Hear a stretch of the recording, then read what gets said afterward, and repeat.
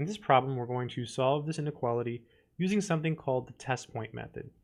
So the test point method says the following. The first step is to get 0 on one side, which we already have, and then also make sure that everything on the other side is a single term. In other words, it's factored.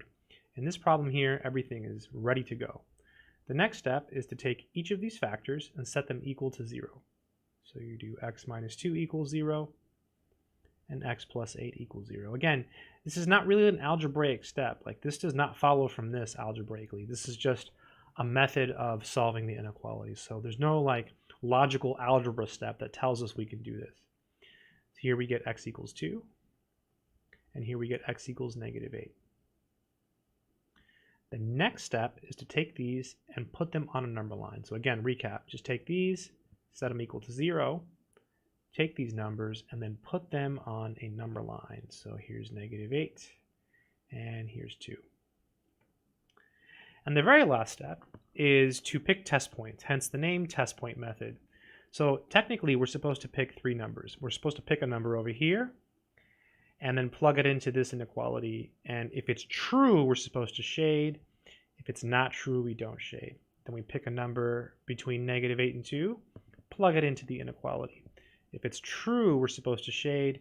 If it's not true, we don't shade. And then we have to pick another number over here, plug it in, and the same thing. If it's true, you shade, and if it's not true, you don't shade.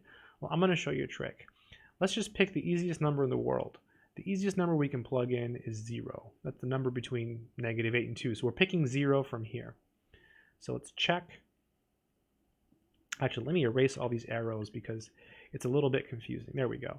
So we're going to pick 0, which is from here. So check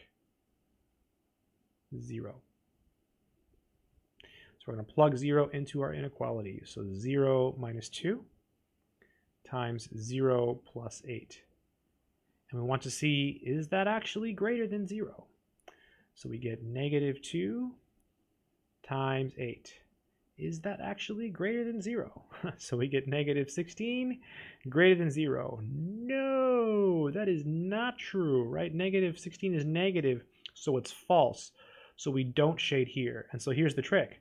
You shade everywhere else. Because the pattern in these problems is always shade, no shade, shade, no shade, shade, no shade. Most of the time. And the ones we'll be doing, that will be the case.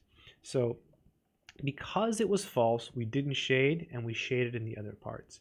If it was true, what if it was true? If it was true, like say we had gotten 2, bigger than 0, then in that case, what you would do, worth knowing this, in this case, what you would do is you would shade there. Okay, so if it is true, you shade. If it's not true, you shade in the other spots.